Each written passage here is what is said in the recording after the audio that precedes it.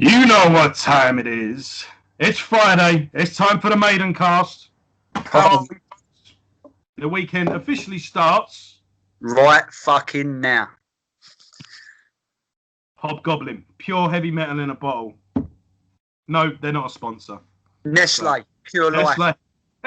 Yes, let's go. They don't Health, just make chocolate, son. I'll tell you what, mate. I am getting you to write a will for me, and your kidneys, liver, your liver, yeah, they're mine. I'm claiming them now. Yeah, you don't want lungs, they're fucked. Still got smoker's lungs, unfortunately. You've not. How long have you given up smoking now? I gave up. Fuck's sake. About 11 years ago. Yeah, so, you've got new lungs, mate. Did you know that? Did you? Yeah, I was always sceptical about that, because it's not like a fucking lizard, is it? Where you cut half of it off and it fucking like the tail and it grows back. So I always wondered. What's it? They say you're technically a completely different person every 7 years. All the cells in your body regenerate. So every 7 years, you're technically a new person. So I should be pretty cushy. Yeah, you've got coming up on the cycle then, because I'm 42 next birthday. So 42, I should be ready to go, son. Yeah. What was it? This is the thing. The biggest thing with someone smoking. Well, I've been smoking 20 years, say, damage is done there anyway. It's like no, it's not true. That's it. Your body will clean itself and it will heal. And they reckon you're. I mean, if you do some X-ray, there's probably some scar tissue or some bullshit like that. Yeah. But what was it? If you give up smoking, your chances of a heart attack after 5 years, your chances of a heart attack are the same as a non-smoker. Yeah, same as non-smokers, yeah. Yeah, so no, you're well in the clear, mate. So anyway, this is a Iron Maiden podcast, not Joe Rogan's show. So, but that's what we do here. We like to go off on little tangents and best way to go. Yeah, mates having a drink, talking about heavy metal, and this week we are talking about Millionaires. Yes, we again. Steve is still busy editing that Maiden England video that's coming out, and Adrian got a bit bored and decided to do Silver and Gold with ASAP, the underrated gem. If you haven't watched it, please go and have a look at that video and check the album out for yourself, because I think you're a lot of people miss out on that album, and Bruce got up to a bit of mischief as well with his first solo album, Tattooed Millionaire.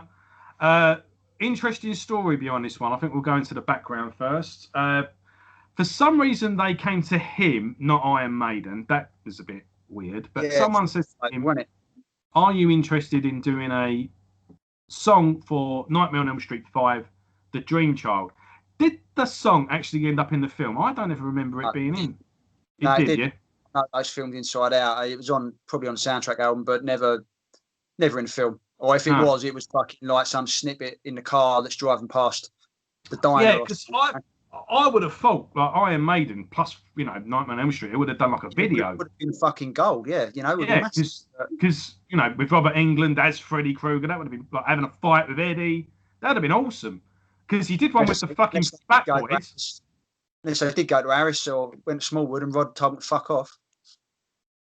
Yeah, I don't know. But like you say, it doesn't make any sense why they went to the singer, not to the band themselves. But So anyway, they go to Bruce Dickinson. Have you got any songs left over or any songs lying around? And he went, yeah, got loads. And he said, of course I was lying. And came up with the song Bring Your Daughter to the Slaughter, and with Janick Gers, who would go on to join Iron Maiden. So Janick comes into the picture now, and the song was played to Steve Harris, and Steve went, yeah, mine. Yeah. So the song that kicked, and then they went, well, hold on a minute, we've got a bit of time on our hands and we're having a bit of fun, and we might have an album here. And the label that approached me, yeah, fuck it, let's do a record. So it's all very off the cuff. Apparently the whole thing was written and recorded within a 3-week thing. I mean, a lot of these songs do feel pretty off the cuff, for better and for worse, but we'll get into that when we get into the songs. And yeah, they basically did some of these things are best when they're spontaneous, and they managed to get an album out of it, and even managed to do a bit of touring. I think they did like a 4-week tour, which did a went video. around America, and they did VHS. Fucking hell. Yeah, Dive Live, and also they did 6 dates in the UK, which concluded with 2 nights at the Astoria, and on the second night of the Astoria, Dave, Steve, and Nico joined them, and they did the Trooper. So that was technically Janick's first appearance with Iron Maiden. But on that night, the band come out and did the Trooper, but Bruce was adamant not to play anything by Maiden. And he says, we got an album coming out in September anyway, so what's the fucking point? And he made sure it was a... at that point as well, during the tour, I didn't know this, so I just wanted to... I didn't know if you did. At the point of them touring this album, here it is, folks, if you've not got it, Janick was in the band. It was announced that he had joined the band. So Adrian had already left at this point. So yeah, I don't know when... This come out. This was recorded in '89, wasn't it? During the downtime, but it came out in '90. So yeah, and Adrian left during the writing sessions for No Prayer, because when he realised that, obviously we'll go into it next edition. We'll go into a bit more, yeah.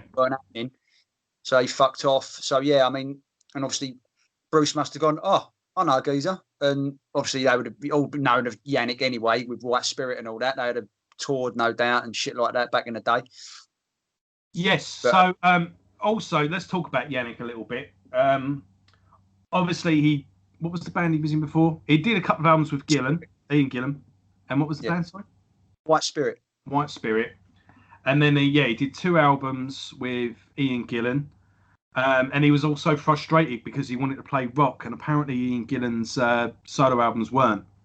And he was quite into singing like soul songs and stuff like that. That's probably the case, like we were saying, perhaps like solo albums should be different from day job. So Gillan was like, you know what, I've rocked out in Deep Purple. Why the fuck am I going to do the same thing? Exactly. And Janick apparently was writing stuff and playing it to Ian, and Ian was going, he's like, you should do a fucking rock album. And he went, yeah, been there, done that. Yeah. So, which makes you wonder why he went back to Purple. But yeah, there you go. Just a little side note. The album Ian did with Black Sabbath is one of my favourite Sabbath albums. I think that's a fucking brilliant album. For all the little faults and the things wrong with it over time have actually become its strength, if that makes sense. And it was another little spontaneous accident that turned out to be really good. But that's a story for another day. But he also did a bit of work on Fish from Marillion's first solo album, whose name escapes me at the moment. I'm listening bit by bit to Fish's new solo album as well. He's done like a retirement album, just released this double thing, and very proggy. Gives a tour run for their money. Put it that way.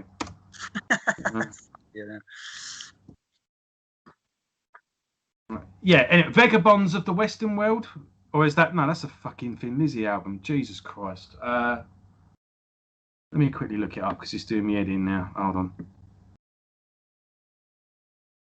on. Vigil in the Wilderness of Mirrors. Yeah, that sounds like Vagabonds of the Western World, doesn't it, dickhead? It begins with V.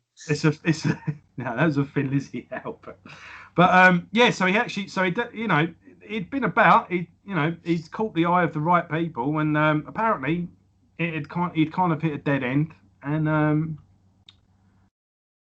he was ready to hang it up. Apparently, right place at the right time, because he's a fantastic player. Yes, and I'm gonna just there's a little interview. A very underrated songwriter as well. Yeah, I've got a Bruce.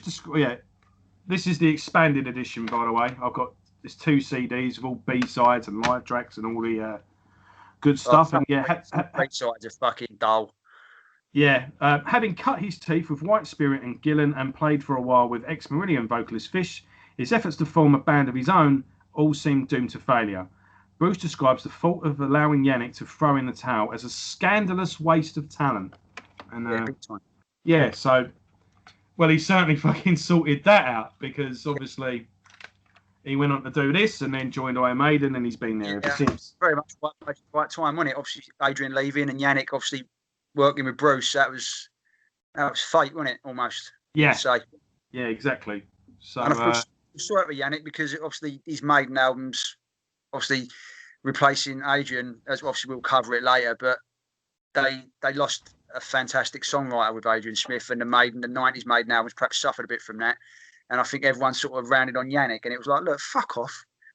You know, the guy. He's kind of he was in the same predicament as Blaze, really. Yes, yes, big time. You know, and he bought so much and still brings so much. He's running around stage like a fucking maniac, swinging his guitar around, fighting Eddie. You know, the guy's amazing. And he seems like whenever you see him interviewed, he always comes across as a really genuine fucking just a quiet, you know, happy guy. And he gets a lot of unnecessary shit. So all the trolls can fucking do one. I didn't know how far you wanted to go into that. I didn't know if you wanted to do that on an album later on, but I'm happy to go into that if you want.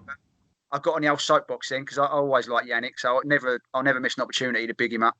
Yeah. I mean, look, all I'll say is this: Janick gets a lot of bad press, and I don't quite know why. And they always go, "Oh, ever since Adrian came back, he's a bit redundant, and not really. What's the point of him being there?" Well, my answer is this: Janick is on fucking good money. Yeah. Yeah.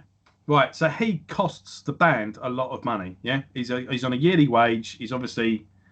That's a seat on the plane. That's a meal to prepare because they're on tour. You know, it's a hotel room. Yeah, you know where this is. It's all adds up. And Iron Maiden are a very, you know, as much as they're a successful band, they're also a very successful business. So the accountants are looking at the outgoings. If he didn't justify, in Steve Harris's eyes, if he weren't worth the money, he wouldn't be there. It's as simple as that. Yeah. So, yeah, I don't. Yeah. He's obviously doing something, right? Because he's. Yeah, no, I always like what Arry said as well when the reunion happened, and Janick was like, he was wondering like how it was going to work and what was going to happen because he's like, oh, Bruce come back, brilliant, but oh shit, you're bringing Adrian back, and apparently Steve said, look, you ain't going nowhere. Yeah, if this don't work, he goes, not you. Adrian settles to the fact that there's going to be 3 guitarists, so he can fuck off. Mm. You know, because at that point in time, Janick had been in the band longer than Adrian ever had been. Oh, really? Yeah. I suppose that adds up. Yeah. I mean, Adrian was only in the band 8 years. At that point in time, Janick had been in the band 9. Mm. Yeah, so he had far more seniority. But yeah, we'll cover that again. I think we've covered it anyway now, but yeah. Again, there'll be more, won't there? But yeah. But no. So I mean, on the album, further what you're saying about the album being off the cuff and asking if he had any songs and all that, I think a lot of this was stuff that Dickinson took to Harris for somewhere after the Live After Death. You know, when he wanted to do a bit more acoustic-y style album. Pretty much all the album is Janick and Bruce. So I think some of this was left over, and this is the stuff that Harris told Bruce to fuck off with. And to be fair to Harris, none of this would work with Maiden except the song that he'd take. I can't see Iron Maiden doing "Licking the Gun." No, do you know what I mean? So it worked. So yeah, I mean the official line is that this album was co-written with Janick, but a lot of this Bruce had laying around. I have no doubt in my mind on that. Yeah. But it's a fucking good album. Let's not fuck about, and I can't wait to delve into it. Well, shall we have a bit of finger-licking fun and get into it, Luke? Yes, and I've got to add a caveat. It's a fucking good album to a point, but we'll get there. Yeah. So, well, opening up, it's not that First off, you're thinking, oh, this ain't too different, really, from Maiden. That clean melody kicking in. It's quite dark and moody, and acoustic, isn't it? It's something a bit different, but but then when it kicks in, it's like, oh fucking hell, this is quite heavy and quite moody sounding, and But what do you think of "Son of a Gun"? I love it. I think it's a great song. It's dark, it's moody. I actually like playing it as well. When I play along to on a Saturday morning when I go into the studio and play along the tracks, I actually like the drums on this whole album. Fabio, let's cover that actually. We didn't really. Fabio Del Rio on drums and Andy Carr on bass. Yeah. And also I'll throw a shout out. Produced by semi-legendary Chris Sangarides, who was always a name that you always see around, and I didn't actually know he died in 2018. He's actually got a. I didn't realise he produced this album either, but yeah, he did a bunch of Thin Lizzy albums. Yeah, I mean, was semi-legendary guy, and I had no idea he died. So let's go through it. The Eternal Idol by Black Sabbath. That's an underrated album. That's one thing I need to go into actually is the Ozzy less Sabbath, because I think there's so much underrated. So many hidden gems in those albums. But yeah, Exodus, Force of Habit, couple of Girls' School albums, Halloween. Oh, fucking hell, we did Sad Wings of Destiny and Painkiller. Well, Bob Priest. King Diamond, Conspiracy, Overkill, The Killing Kind. Did Ozzy Osbourne's I Just Want You, the single, but not the album. That's weird. Savage Messiah, Samson, he remixed the live album. Sledgehammer, Sweet Savage, two Thin Lizzy albums, TNT, Tokyo Blade, Tigers of Pantane. The list goes on. Yeah. Oh, well, even a few. I can never pronounce his name. Yingui Malmsteen. Wing. Yeah. I don't fucking eat donuts. Yeah. You get that? You know where that's from? I fucking you have to. That's the Pantera videos, isn't it? That's it. Do you want a donut? Hey man, have a donut. Like, I don't fucking eat donuts. Fucking hell, it's been so long since I've watched them. And then he's just going into the lift, isn't it? Come on, man, have a donut. That's it. Don't fucking eat donut. There's a really funny story of it. If you look on YouTube, there's a thing of him fucking going into one. He's known for being a diva, but this one's quite justified actually. Apparently, he was on a plane, and I don't know if it was a member of the band or someone else smacked a stewardess's ass as she walked past. Fucking hell. So she got a glass of water, and she thought it was him. Lobbed it over. Fucking hell. Lobbed it over him, but he didn't know. When it got explained, he didn't. Apparently, there was like a language barrier as well, so he didn't know what happened. And like, yeah, you still wouldn't be happy, but you'd be like, oh, fair enough, you got the wrong person. Honest mistake. Yeah. Whatever. But still not happy about it. I've still got but but he's going into one and he doesn't realise he's going, I fucking pay for a fucking ticket and I have to take this shit. You gotta watch it. It's fucking brilliant. Yeah. But anyway, so Chris, fucking say his surname because I'm not pronouncing it. What's his name, Chris? Silent T.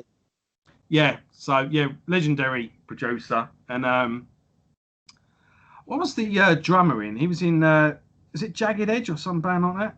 That's it. Yes, he was. Yeah, I must admit I never heard him, but yeah.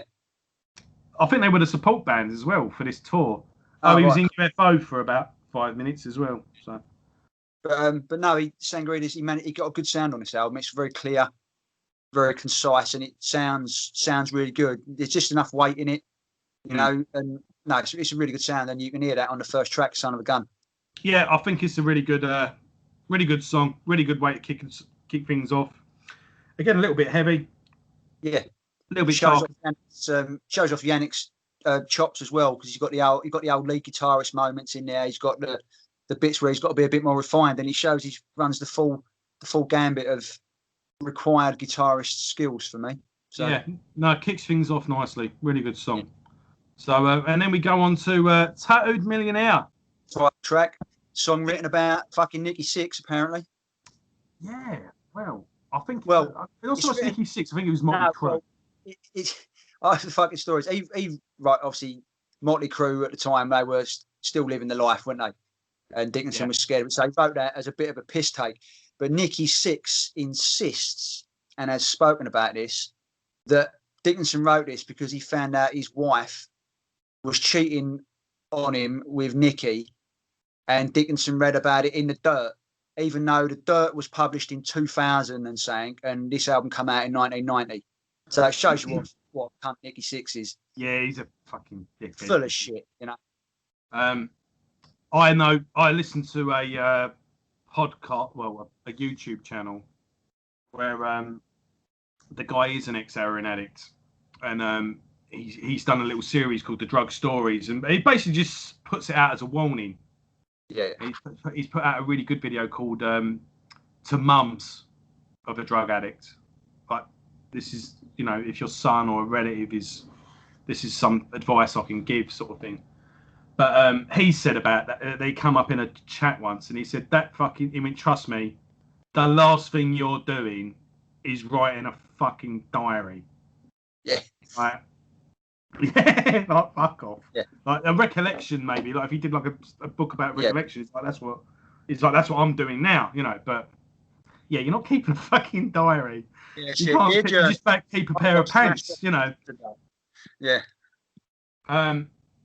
Yeah, so basically the story is in The Dirt, Motley Crue were opening for Iron Maiden, and this girl came to have you read The Dirt?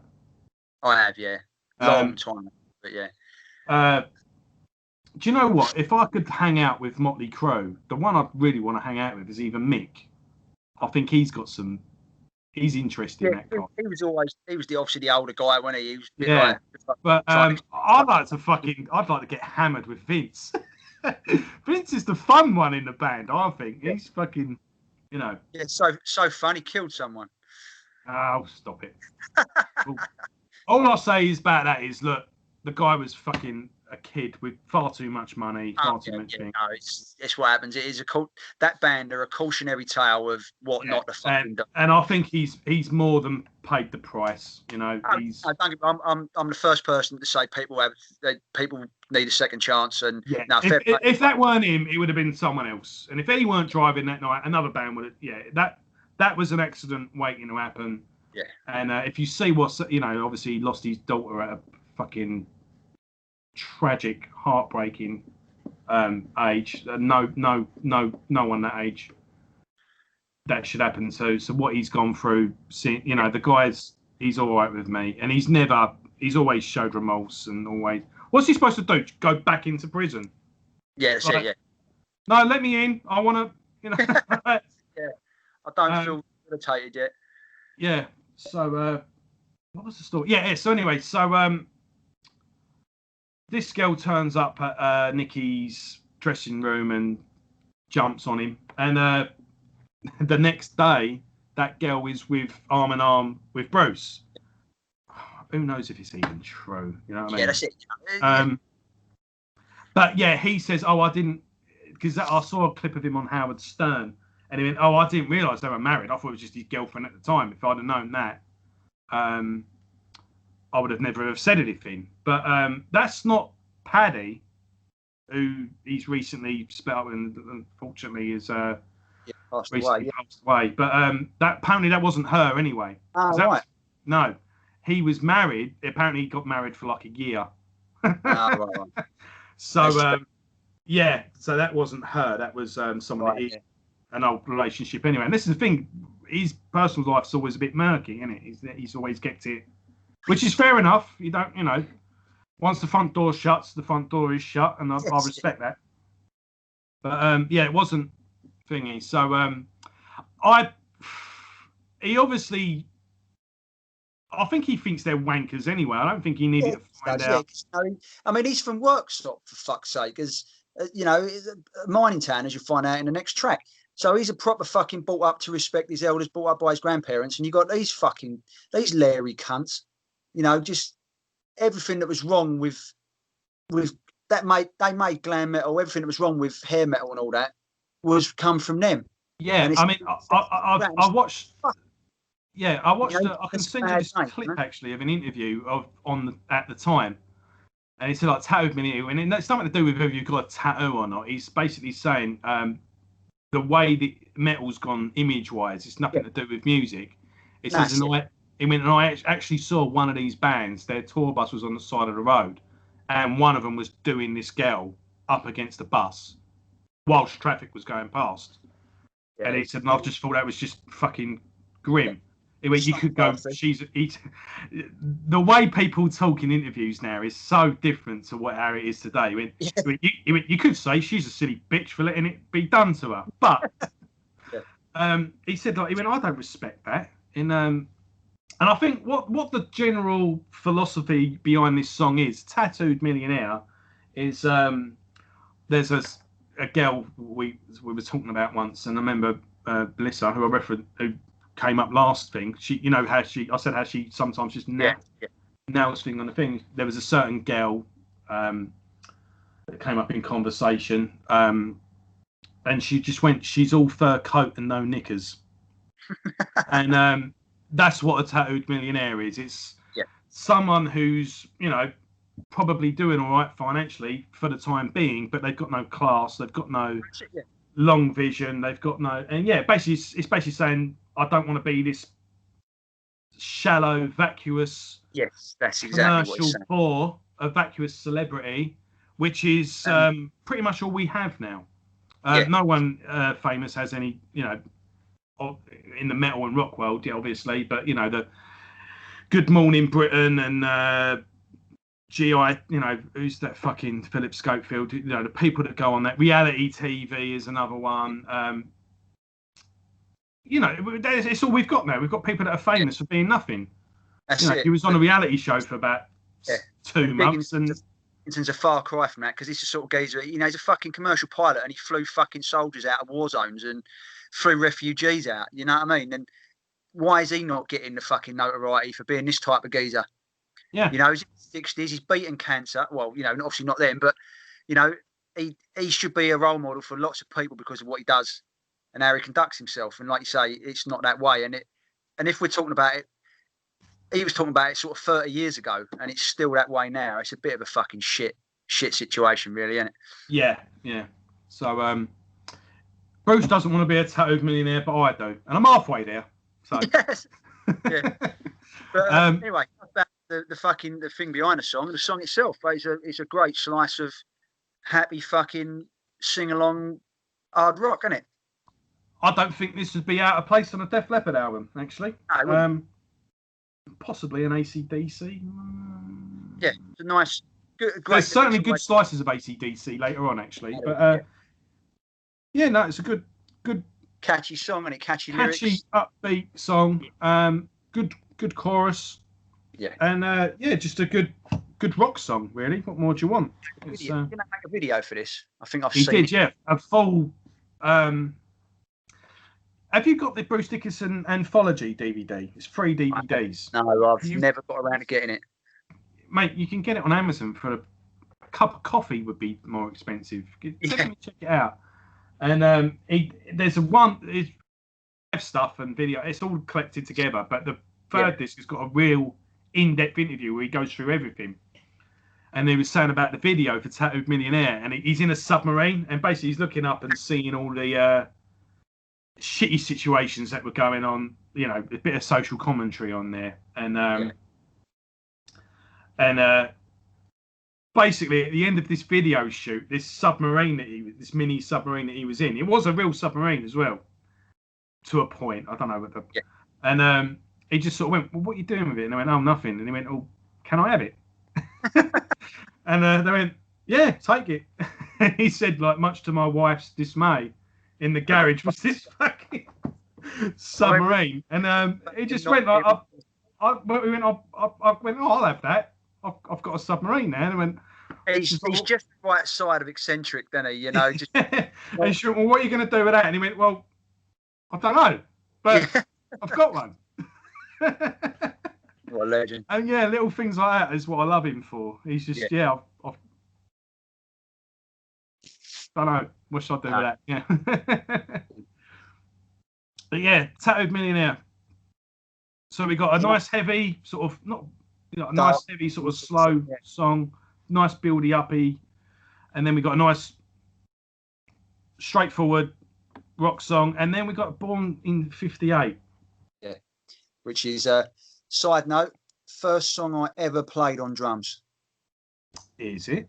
Yeah. When I was surprised with, I went away on holiday with my aunt one summer, and I came back, and my mum and stepdad had bought me a drum kit and set it up in my bedroom, which caused a load of fucking ag with the prick of a neighbour we had at the time. But eventually, my kit got moved around my great aunt's house. She was pretty much stone deaf, and she was like, "I don't care. Set it up in a spare bedroom upstairs." And all the neighbours were stone deaf as well, and I could just go around there and just play. And it was at the time, Tattoo Millionaire really caught me. And I was, what was I, about 14, 15? Was Fear of the Dark the first one you? First album I ever bought was Fear of the Dark. But yeah, but I hadn't really started along the drum thing yet. But no, Born in '58 was the first song I ever played on that, like with the old stereo, the beatbox stereo next to me, fucking turned up so loud so I could hear it over the drums, and I played along to that. Yeah. So side note, it's very. This song holds a lot of memories for me. Yeah. I don't know how honest I want to be here, but listening to this album, I actually had like lump in my throat and sort of had to fight tears back twice. There's a lot of sentimental value in these songs, and there's another sentimental value coming later, which I'll let you talk about. I thought you, funny enough, got your wires crossed because I was. Oh no! I thought you meant this was the first song you ever performed live. I've got one coming up, so yeah. Yeah, so all right, we'll get into that later. But yeah, the lyrics to this song really fucking caught me off guard when I listened to this. Obviously, I knew these songs and knew the album. But when I listened to it for the first time in preparation for this, the lyrics of this song really struck a chord with me and really, hit me hard. And I mean, obviously, I can't imagine the sentimental value, but the lyrics they're good lyrics. They're like talking about a time, you know, every generation we all talk about it. Oh, it was better back in the day and all the rest of it. But it really sounds like it was, you know. There was values and fucking, you know, integrity and stuff and what he's singing about. And, it's just a shame we ain't got none of it now. Yeah, I think that's pretty much what I was getting at. It reminded me of my granddad. The way the music as well, just that,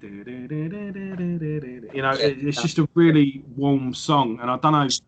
It's some great riffs and music in there. The line "on and on we slept until till dawn" is I don't know what it was, but whenever you stayed around your nan and granddad's house, for some reason I always slept better. Your nan and granddad's house was always cozier, and like, you know, this isn't just my granddad, you know, but I had obviously more than one, but you know, these were really kind, gentle, quiet men, and you didn't realise, like, you know, they fucking killed people. Yeah, they didn't walk about giving it arm and hard, man, and didn't, you know, but they'd been in a real situation, you know, and did things that they didn't talk about, you know, and my granddad was the same. He was. Because I found, actually, because we ain't been out to see him because of fucking COVID and all that shit and lockdown and all that bollocks. I actually phoned him on VE Day. Yeah. And obviously was just chatting to him and all the rest of it after he watched the TV thing and that. And he was telling me about how he was part of the invasion force that took Italy.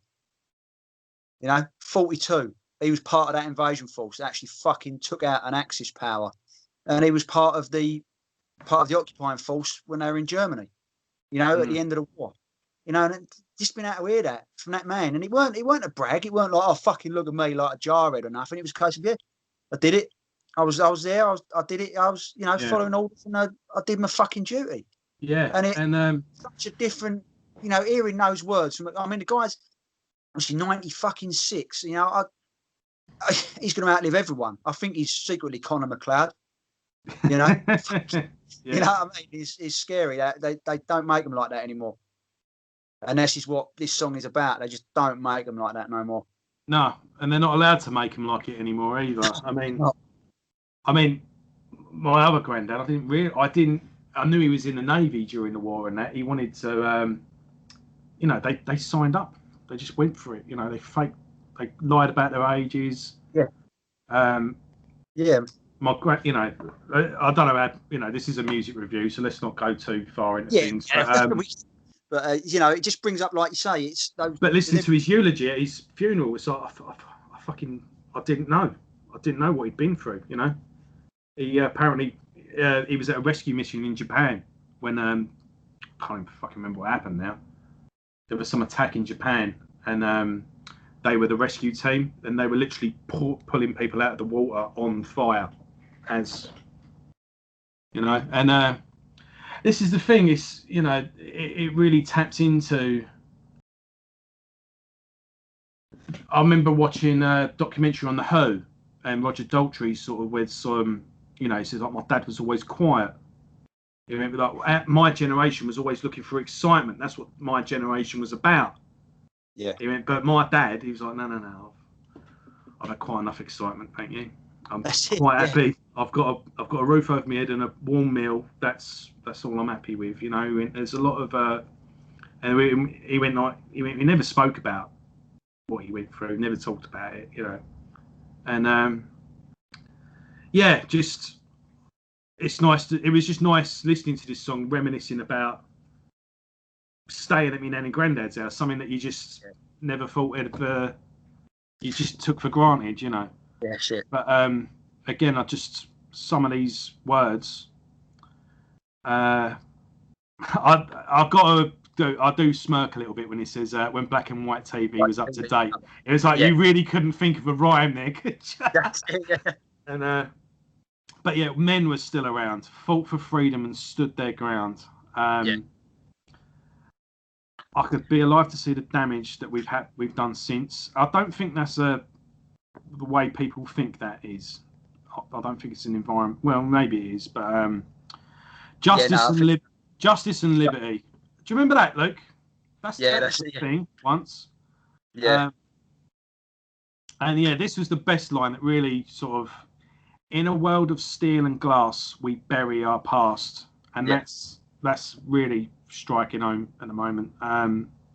This sort of modern, big flashy screens, shopping malls on every corner, technologically, and you know, everything's better in that way, I guess. And yeah, you know, our grandparents could never think, I'm going to speak on a thing. You know, look at this YouTube. A bit of its soul, though, isn't it?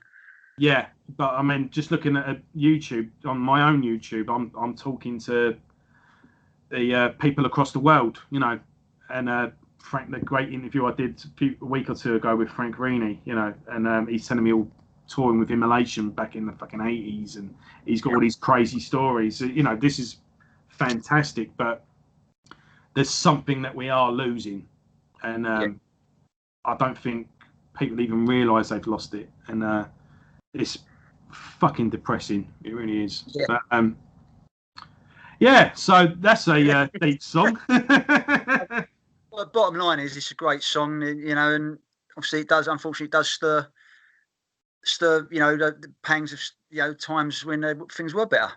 Yeah, and look, that's what music's meant to do. It's meant to stir an emotion. It's meant to give you a reaction, and that's a mark of a great song.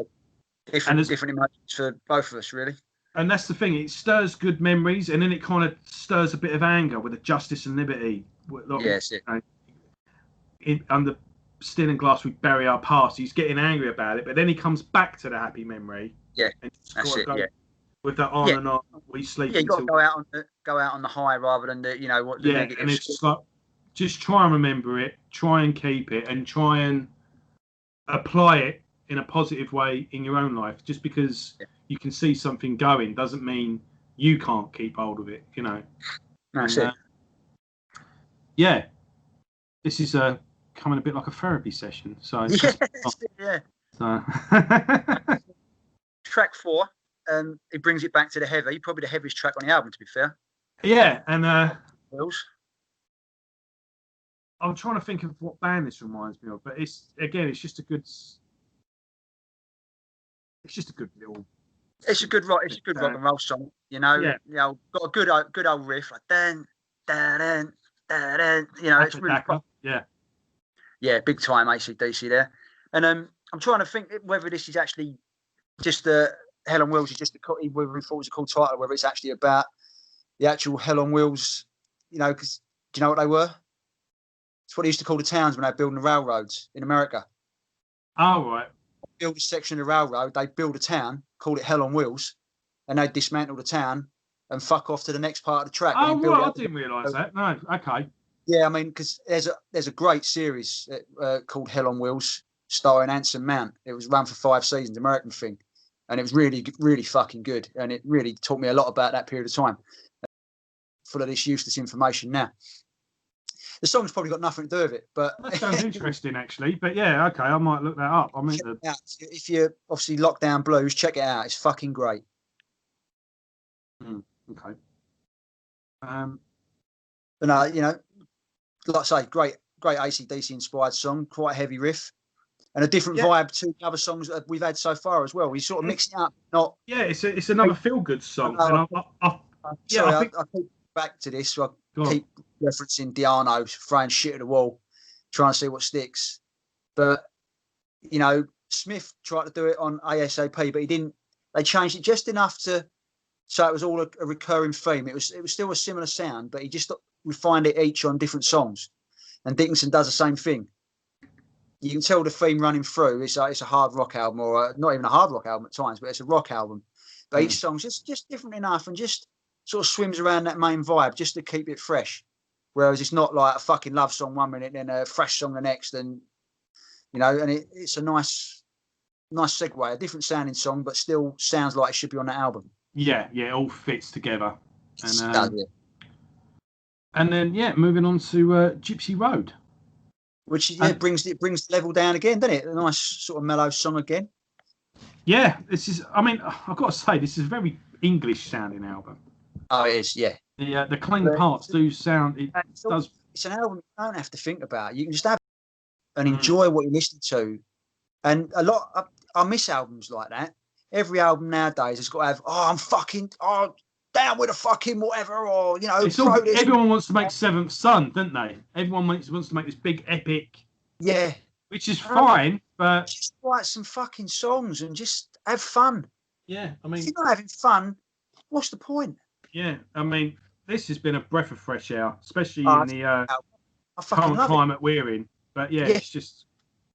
Yeah, no, brilliant. Yeah. Bands like that don't come along too often. You've got AC/DC, you got Maiden, and you got Seven Dust. They're gonna and you had Motorhead before, unfortunately Lemmy passed on. But they weren't trying to fucking reinvent the wheel. They got their style and they're gonna fucking play it. And you know exactly what you get. And Airborne are another one as well. You know exactly what you're gonna get from them. They're just these bands I've mentioned, they're just good fun bands who just fucking make music that you want to hear. They don't try and be overtly political. They don't change their sound to fucking settle this, that, or the other. And this album is like that. It's just a fun album. And, I love it. And I think that's the whole point of this album as well. And this is what I was going to get on to. I think we've said as well, when a member goes and does another project, they kind of just discover a bit of freedom. But it literally sounds like this is... he's discovering freedom, but he's not really doing creative freedom. He's not trying, let's try a bit of this and try a bit of that. He's just doing straightforward rock songs. The later events that very later, doesn't it? But, the real freedom is really in the subject matter of the lyrics. It's not really... some parts it's serious, but other parts it's not. And some parts he's literally just having fun. And I think that was the big thing with this. It was a bit of a nice breather to just have, not that Maiden wouldn't have been fun, but it obviously was a very serious, regimented setup that they had. You couldn't write the next song in Maiden, could you? No, exactly. So I think he was a bit of a... I think it would have been nice for him to do this album and do a tour where he was just having a laugh. And you can feel the band were just having a laugh because nothing was at stake. That's it. Exactly. And it was just, go on, put it out. We'll do back some gigs for the next 4 weeks, and then I'll go back to my job. This is a holiday album, Yeah. And it sounds like that. It does sound like a summer holiday album. Having fun, and it's. But we are fast approaching the cliff edge, unfortunately. But I'll get there we'll get there when we get there. But again, Gypsy Road, I think you just said it. You know, this is a summer holiday album. This is a nice song to have in a pub or in a long drive. I mean, I've been holidaying a lot recently, actually in the country. I've not been going abroad, and it does involve a lot of long drives and a lot of, you know, I'm taking in a lot of views and having dinner in a pub on a coastal town or a nice little port or just a nice little pub in a village that looks like something out of fucking Lord of the Rings. Yeah. And yeah, this is a great song for that little soundtrack to that activity, you know. Yeah, you've been pretty much the same views that I have. You go down the west, don't you? And I go up north, and you see in similar landscapes, just going in different directions. So no, it's a good soundtrack. Yeah, I've been going down. Yeah, you've been going. You know, to north of the border. Yeah. Allowed there much longer. Fucking hell. Yeah, I mean, obviously, I can't go past Stonehenge without going. Nobody knew who they were. Or what they were doing. Yeah, that's it. It's one of the all-time fucking, you know, one of the all-time greats, that, isn't it? Apparently, that's like as a quote on a wall in the gift shop. It's got to be in it. It's probably the most famous thing with Stonehenge ever. Stonehenge. And every time she goes, "What the fuck are you singing?" Yeah. I played it on YouTube the other day, and it was like, it's all making sense now. Yeah. Oh yeah, you understand it a bit better now. You're in your fucking. Now you're a grown up. Yeah. So, shall we dive into the next song? They could have written the next song, really, couldn't they? Yeah. Dive. Fucking hell, you know. Let's not fuck about. This is the fun aspect that you were just talking about. You know, I mean, look, lyrically, utterly puerile, but you know, it's good fun. So fuck it. Again, I said earlier, this is a very like English sounding album, and this is someone that's grown up watching Carry On films. Yeah, in Pugwash and all that, you know, semen stains and all that shit, you know. The semen stains thing. Apparently, the siren is actually Bruce is going. That wasn't. What was it? Barbara Windsor. Yeah. And she's walking along, eating a pear with her cleavage up, you know. And she goes, "Oh, this is a lovely pear." And then what's his name goes, "Oh, I was thinking the same thing." Like, It's, like you say, it's very English humour, isn't it? You know, very risque, very matron. Oh, yeah. You say that again, darling. You know. That's it. Yeah. But it's actually, don't hide the fact that it's quite a rocking track, though, isn't it? You know. It's quite Def Leppard-y. Quite. It's a live song as well with the old. With the old whoa, whoa, and then you go, whoa. Yeah, you know, don't you? Yeah, you know. And getting the crowd to shout out, "We dive at 5" and all that sort of shit. You know, it's it's a good song. Yeah. I don't know what the song's about though. I don't know. Yeah. Too innocent. Yeah. Not sort of thing. But the thing is, it probably ain't. You know, is it about that? Do you know what I mean, or is it just some fucking metaphorical fucking thing? They all are. They all really deep meaning that we just can't see past it. No, it's about a submarine. Yeah. You know. That U-boat. Yeah, and that's, you know, the double-barrel meanings. There's plenty of them. AC/DC made a career out of it. Fucking hell, yeah. So, it's all good. Good fun song. Not the most. Yeah, it's not Pink Floyd, but it's not the most challenging, is it? But it's not Seventh Son either. That's the thing as well. We just talked about it. This is a fun album, isn't it? You know, it's like you say, just getting it all off his chest, and it's working. Yeah. Fortunately, it stops working pretty soon. Yeah. All right. As we approach the second half of the album, I'm just going to get a refill. Bear with me 2 seconds. Oh. Professional, ladies and gentlemen. Fucking hell. And I'm back in the room. Yeah, I was just letting the viewers know about your professionalism. First, have all that shit lined up, ready to go. What's that? Well, all your supplies are supposed to be out of camera view, so you can just get them without having to get up. Everyone thinks I should have a fridge in here, and I don't see the point, because all I do, I just leave them outside because it's cold. It was there. It's only there. Anyway, Yeah. so yeah, we're getting to the next song, and I know this is a special song for you, so I'll let you. Yeah, obviously, I've never been a Bowie fan. I'm going to admit that. I've never got him whatsoever. But I like this song probably because I heard it first, Dickinson singing it. You know, it's one of the things I like this version, but don't really like the Mott the Hoople version. But obviously, heard it from this and cotton onto it, and this is the first ever song I played live in a band. I was because for people who don't know, my dad was a drummer, and at one time he was regarded as probably the greatest rock and roll drummer in the country back in the 60s. And he was in a band called the Rocking Devils, who played the circuit massively, and they were widely regarded as the number 2 rock and roll band in the country behind the Beatles. And they was always touring, always playing with all these 60s celebrities and all the rest of it. And Sorry, did the Rocking Devils play that day of rock and roll at Wembley Stadium? No. Where Little Richard and Chuck Berry. No, they were never on that. They never got to that level, but they were widely regarded that if a label had seen them, they would have fucking had them. You know, they put out about 9 or 10 albums on, because my uncle was the guitarist in them, and the primary songwriter. And was it that sort of rock and roll though? It was. Oh yeah, it was proper fucking, proper full on rock and roll, like Teddy Boy blues and all that sort of stuff. Yeah.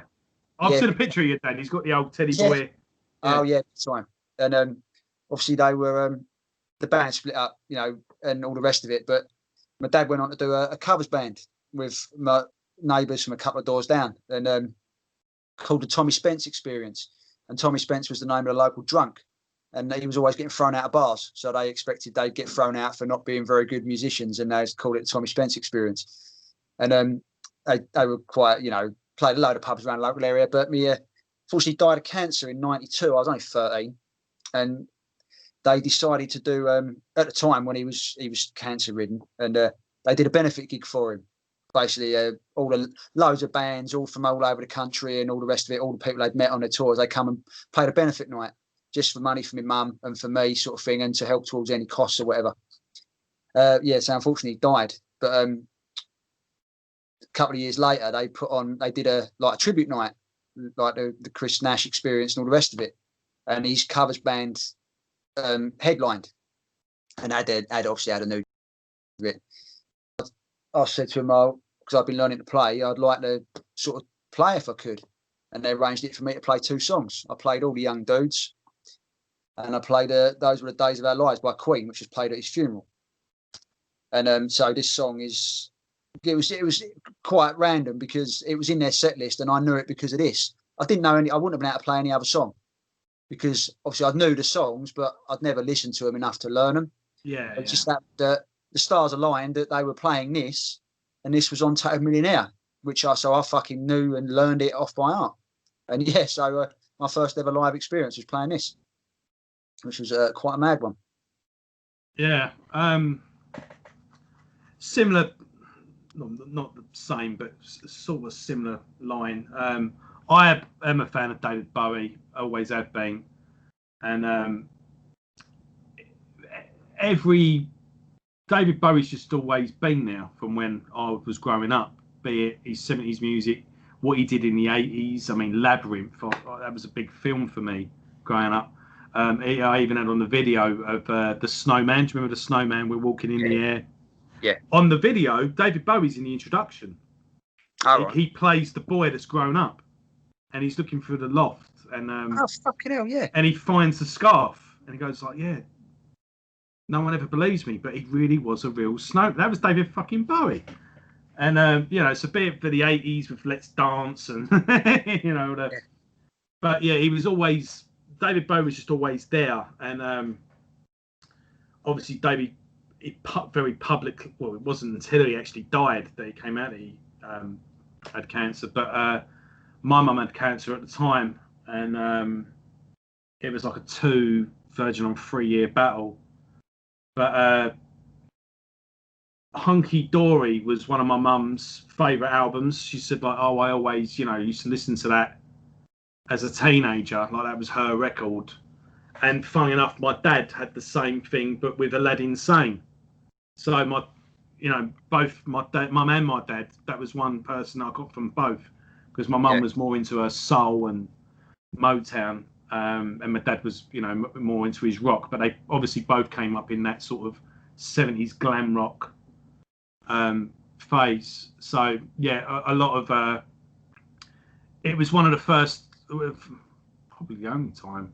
A lot of people go like, "Oh, when a celebrity dies, all these people go, oh, well, what's it fucking matter? Yeah, no, man." So I know that annoys me because that annoys me big time because not obviously, but like I say, Bowie, I never really understood his music. So, but I knew how people felt because when Dimebag died.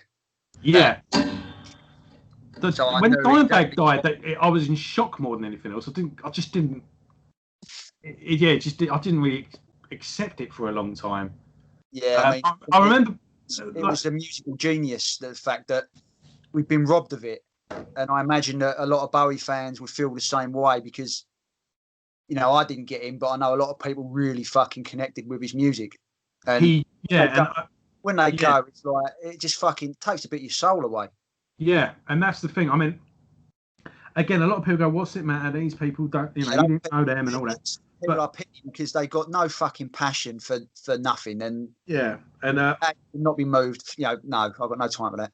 I remember it really taking the wind out of my sails when Len Staley died. I remember like getting Kerrang magazine, which I got every week at the time. Used to read it religiously as a school kid, and when I got me Kerrang, which I got every week, you know, and that first opened it up, and there was a picture of Lane at the mic. Yeah. And I went, oh fuck. And the story always is with rock and roll, the person gets addicted to whatever, and then they get clean, and then they come back with a great album, and now they're clean. And we've been touring ever since, and thank God I got over that. And that was always like the story, you know. And they'd not long put out a box set called Music Bank, and it was like a really good collection. That is really good collection, yeah. And in fact, it's got my favourite Alice in Chains song on it. What's that? Born Again. Born Again, yeah. Get Born Again, yeah. Yeah, that was the last thing we ever got with Lane. It was Get Born Again, and there was another song on it. Yeah, Died, ironically. Yeah, and I've got that box set right there. Funny enough, it's the first track on it and the last track on it. I think they first are the new songs. And I just remember reading an interview when that came out with the drummer, and they're like, "Well, so what exactly is going on with Alice in Chains?" And he went, "It's really down to Lane. He's got problems, but we need to get him healthy again, and we're going to get him clean." He went, "The problem with Lane is you can never get hold of him because he's quite introverted. He was like me. I like to go bowling. I like to go to the movies. I'll go to a bar and see my friends." He went, "Lane ain't like that. Like Lane, when he's off tour, he stays in. He paints, he writes, but the guy doesn't go out. So he's a bit of a fucking pain in the arse. But once Lane's back in a good place, we'll get back on it." And I was just waiting for that, you know. And it's like he never fucking made it. Like that weren't bang. Yeah. It was meant to get the reunion album. We was meant to get the interview of how I got clean, and I just remember thinking there was a real punch in the fucking kidney for me at the back. It was just like, no, it don't always work like that. Yeah.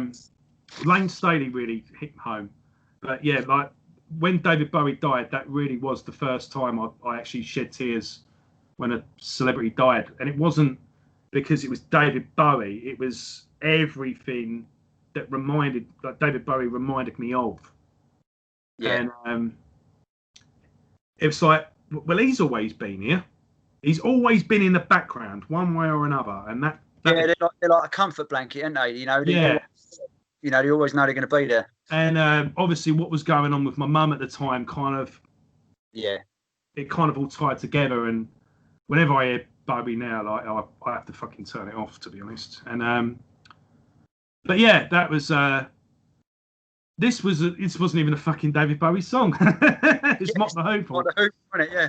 But I always thought it was a David Bowie song because I swear it's David Bowie singing on the chorus. Sure it is. And I mean, I'll be proven wrong, and I'll be happy, fair enough. But listening to it, I don't know. I've never really looked into it, but I'm sure that's David Bowie singing in the background. And I know he produced Lou Reed's first album, Transformer, the first couple of Iggy Pop solo albums. You hear like in The Passenger, that We Are the Passenger. Yeah. You hear him la la la la la. That's David in the background doing. Oh, right, cool. And so yeah, I've just always associated this, and none of that. It's a real quintessential '70s song. Oh, it is. Yeah, it's just something about that new wave. What did music sound like in the '70s? There you go. Yeah, you would. You just give them this, wouldn't you? The lyrics deal with it, don't they? When they're talking about my father's back at home with his Beatles and his Stones, he never got it on with that Revolution stuff and all that, and it's about that generation, isn't it? Right? Everyone's got one, haven't they? There's a song that defines a decade each time, and this probably defines the '70s. But I mean, it's weird, isn't it? How it's got sentimental value for both of us. Just this random cover version. Yeah. So anyway, bizarre. To Chris.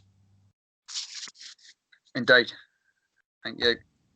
And I mean, and it's a really good faithful version. I mean, it's obvious that Bruce no, it's not. It's not song.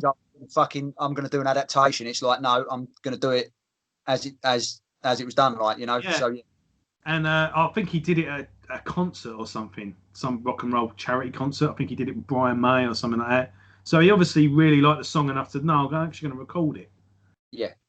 And a good take of a really good song.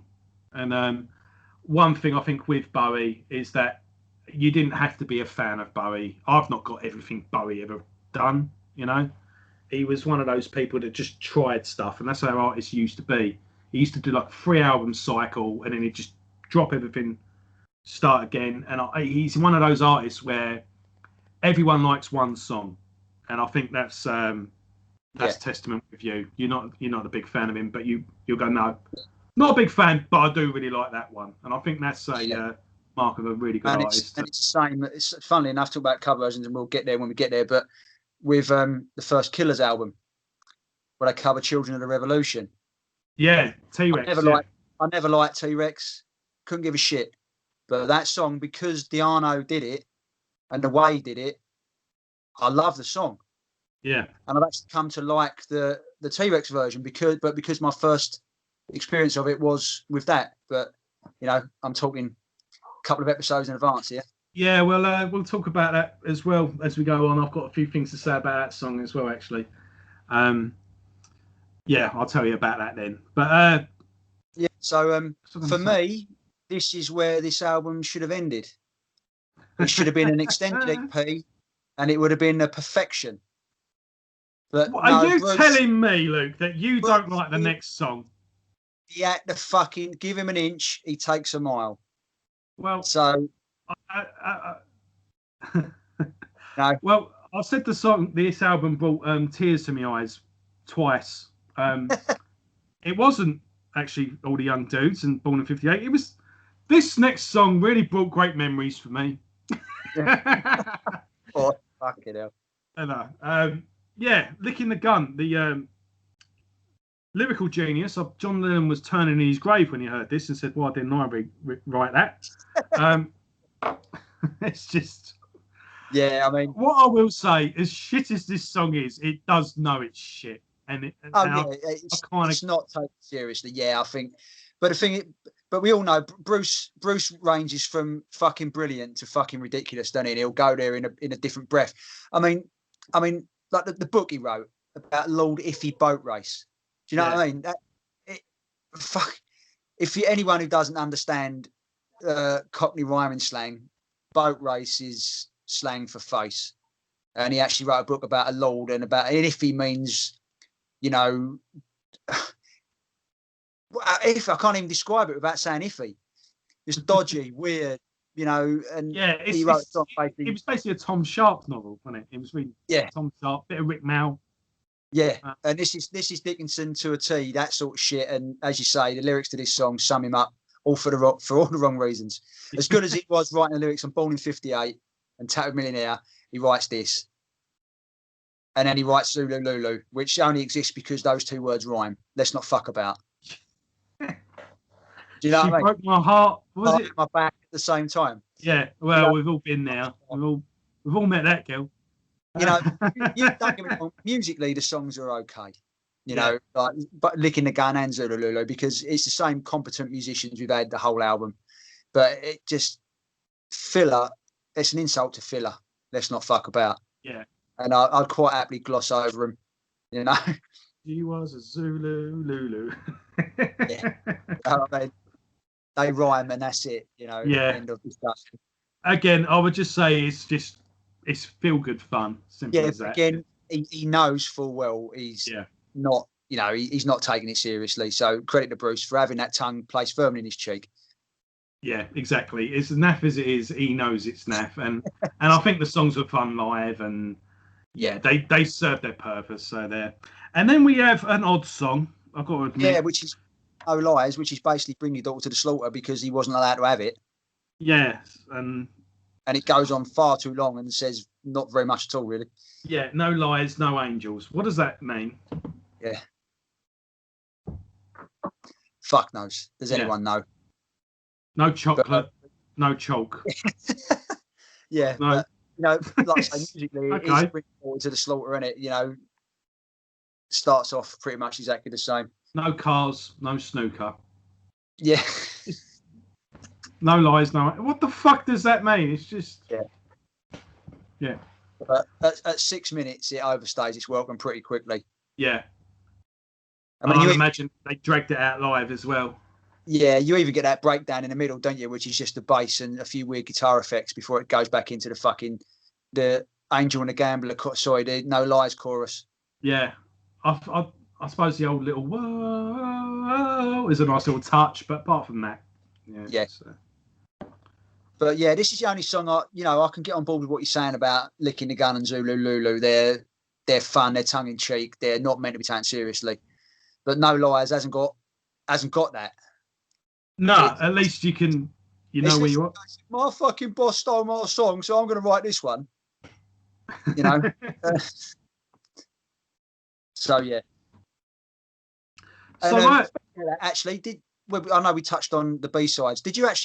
Have you listened to his version of Bring Your Daughter to the Slaughter? Yes, I have. Yeah. Obviously it's the same song, but Maiden has got a lot more swagger to it, hasn't it? Yeah, it's one of those ones. I think you always prefer the version you hear first. Yes, you do. You do kind of see where the song's going, but it is. I did kind of think, good job Maiden took this. Yeah, and I think to be fair to Bruce, but then again, if he went on to properly record it, it might have, you know. But I think, to be fair to Bruce, he actually said that Maidened it up, and it worked. Yeah, absolutely. So, but no, as a thing, and I think the less said about the B-sides, the better, really, because none of them are really. Nah, it's, I thought that was the one to get at the time because it was the one that was there. And fuck it, might as well get 2 CDs. And it's like extras on a DVD. You can take them or leave. They're take them or leave them, yeah. The album actually holds a lot of sentimental value for me. One of the first albums I ever listened to when I started my early journey back into metal when I was like 12 and 13. And I remember listening to it on the headphones on the way to Pitsy Market on a Saturday afternoon, and just losing my way. And it means a whole lot. But unfortunately, after track 7, it does plummet off a cliff like Wile E. Coyote, big time, But the first 7 songs are pretty much gold. And I listen to this on repeat a lot. So, as much as the end of the album tries to destroy what's gone before it, it's an 8 out of 10 for me. I love it. And it holds a lot of sentimental value as well. Yeah, I mean, a good 8 out of 10 for me as well. Like I say, it's just a good, fun album. It's not trying to be anything more than that. It gets a lot of bad press, actually. And I think people take it a bit too seriously. Obviously, he went on to do other things. I'm glad this is a one-off, actually. I wouldn't have wanted another one, but I really like this one. But like all of his solo albums, except probably Accident to Birth and Chemical Wedding. Chemical Wedding, all of them sound different. I mean, to be fair, even Chemical Wedding sounds different to Accident at Birth. Yeah, they refined that formula and took it a bit further. But no, he very much Dickinson. You could never nail him down and say, oh, he's this. He's got a lot of itches he wanted to scratch, a lot of things he wanted to try out, and fair play to him, he did it. Yeah. Fair enough. He's starting with this. He's given us some really good music. He's always tried something different. He's always, let's have a go at this. Sometimes he gets egg on his face, but fuck it, he always moved on and tried something else. And he tries different approaches like this. We've gone for Chris Sangarides, who obviously we talked about in depth earlier. But I know we're getting ahead. But on Skunkworks, he worked with Butch Vig, for fuck's sake. Do you know what I mean? He's willing to try different shit. Like you say, he doesn't really care if it works or not. He's just doing it. And fair play. And I've got a lot of time for him. So, that concludes this episode. And thanks for watching, everyone. If you're new to the channel, please go and have a look back and start the series and work your way with us. Listen to the album before or after, however you want to do it. Use this as an introduction or use it as listen to it like a week before. And,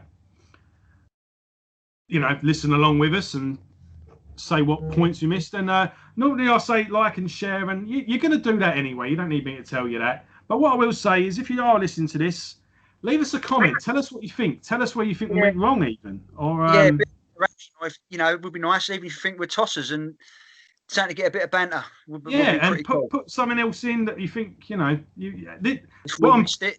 what I'm saying is, this is your show, so get involved, and we'll read some comments out as well later on. So that's that for now. And next week we go back to the band with No Prayer for the Dying, which I'm really looking forward to. So take care, everyone. Thanks for watching. Stay safe. And stay metal. Indeed. Ta-ra for now.